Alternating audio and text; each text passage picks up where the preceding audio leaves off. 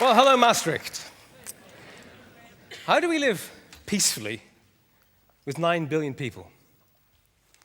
I want to talk to you about politics, because the politicians that we have today, both at the national level and at the global level, are not the politicians we need to live peacefully with 9 billion people. We need a new breed of politician, younger people with longer-term ideas that can change the world that we need to create. These two pictures are of the same person. You might recognize him. I haven't grown very much between the two of them, but when I was born just over 50 years ago, I was one of 3 billion people in the world. And when this other picture was taken on the right, when I'm taking flying lessons, I was one of 7 billion people in the world. We've seen a phenomenal change in the number of people in a very short period of time. In just 50 years, we have more than doubled the world population. And yet, for certainly most of the people I know, the world hasn't changed very much. The political systems are still much as they were 50 years ago. My father and my grandfather would recognize the sort of politicians that we have, and they'd recognize the kind of world that we live in. The change that we've seen from 3 billion to 7 billion is really very small. So it looks as if 3 equals 7. 3 billion people equals 7 billion people. But I want to show you that 7 billion people does not equal 9 billion people. That as we go up to 9 billion people, we're going to have to make some fundamental changes, and there are 3 reasons. The first reason is resources. We're going to hit a wall, a barrier, in terms of our resources as the population rises. Oil is one example. The reason that we're drilling 200 miles off the coast of Brazil, the reason that we're trying to get oil out of the tar sands of Canada, is that most of the easy-to-access oil has gone. The last major discovery of oil, the last big field, was in 1964, nearly 50 years ago. And since 1984, we've been using more oil every year than we find. So we're depleting our resources. And as we increase the population by yet another 25%, the demand for energy will rise, and oil accounts for 1/3 of our energy.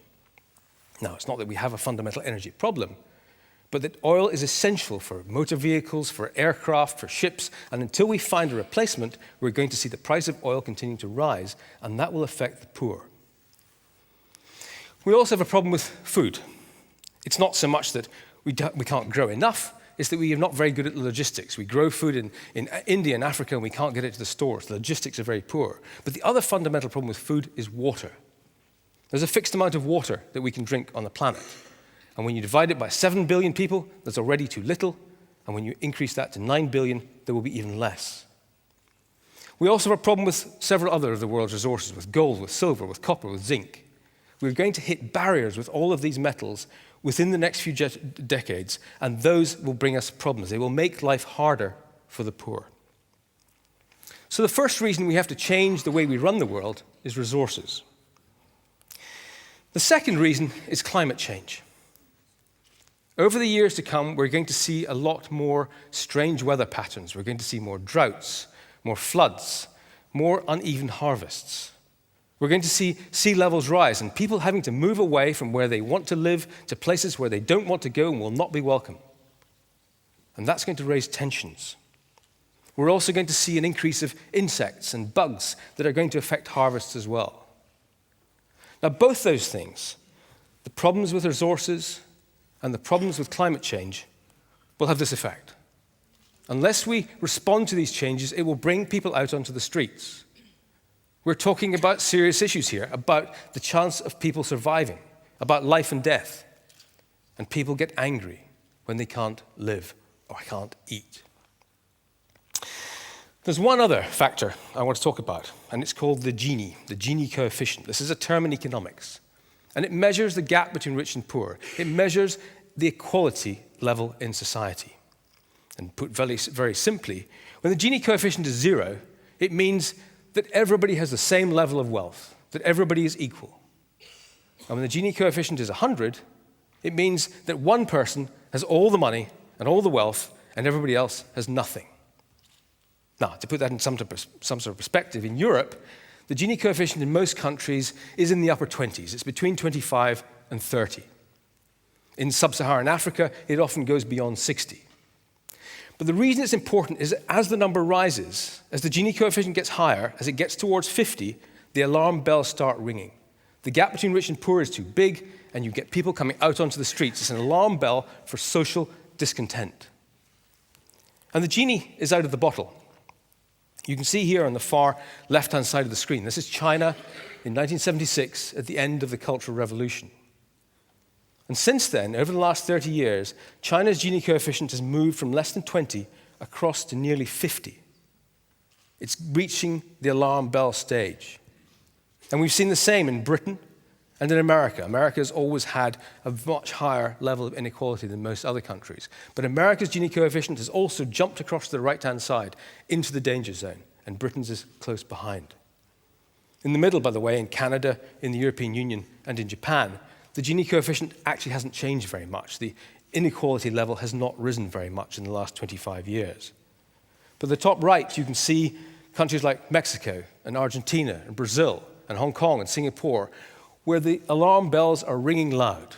The gap between rich and poor is too great, and we need to make some changes. Just to put this in perspective, the wealth of the bottom, of the poorest 3 billion people in the world today is equal to the top 793. That's how big the gap is. Again, unless we change this, we're going to see more of this. We're going to see more people coming out onto the streets, more people who are angry, more Occupy movements coming up, and we need to change if we're going to stop that happening. So, what sort of response have we got to these problems, these 3 problems of resources, climate change, and the Gini coefficient? How are we responding to these problems today? Well, we need to wake up the goddess of democracy and ask her what we need to do. Because these are the people we have in power. Over the last 20 years, we've had these sort of people running the world.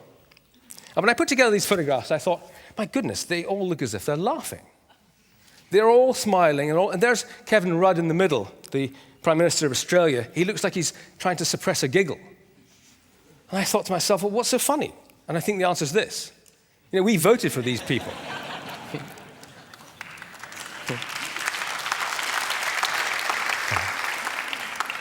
These people are a disaster. They have brought us a financial crisis and a debt level which will last for decades to come. They have increased the gap between rich and poor. They have brought us wars which are not in the interest of humanity. They have brought us huge levels of unemployment, particularly in southern Europe for our youth. And they have done nothing to stop climate change.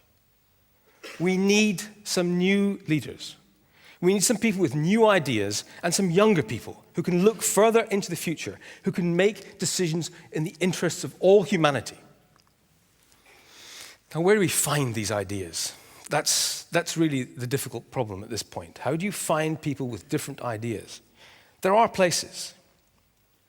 You can see the Occupy movement. It did have a core of lots of ideas. It wanted to create change, and it wanted to create radical change. There are people here like the Prime Minister of Norway, who a few months ago pretended to be a taxi driver, so he could listen to what the people in the back thought, so he could be in touch with the normal people on the streets and understand what they wanted. There are political parties like the Reform Party in America, or the Pirate Party in Europe, or the Green Party, who have radical ideas, who want to see us change, who want to see a different world where we think about the planet and we think about the wider needs of humanity. There are people like the Club of Rome, who for 40 years have told us, stop focusing on growth. Growth is not progress. You need to think about the well-being of all the people. And we have more radical people like Anonymous, people who actually have the power through their computer networks to create change and who want to see us living in a different world. There are people with different ideas. It's up to us to focus on these people, to focus on their ideas, and elect people who can change the world. It's not just at a national level where we have this problem. We have the problem at a global level too. At a global level, our organizations are run by people like the United Nations, like the G20, the IMF, and the World Bank, and they too are failing us. Climate change. They've done nothing to fix our problems with climate change. We have a global financial crisis, the banks running wild, the corporations running wild, and they've done nothing to stop that either. We have a crisis in Fukushima in Japan. We've got hundreds of gallons of radioactive liquid pouring into the oceans, and we're leaving it up to one little company which seems to be struggling in Japan to fix this problem. This is a problem which will affect thousands or millions of people over perhaps thousands of years. It's a problem which has global implications, and we're not addressing it globally. Our global governance is failing us. It's time that we need a new dawn in global governance. We need to find new forms of organization to organize our world. We need perhaps to have democratically elected governance at the top level, but what we do need is a structure at the top where national governments are answerable to it. That a global authority can pass down rules which are in the interests of all humanity, that we can address problems like climate change from the top down. We need new leaders. We need new global governance as well. To build a bridge to 9 billion people, we need to change our politicians.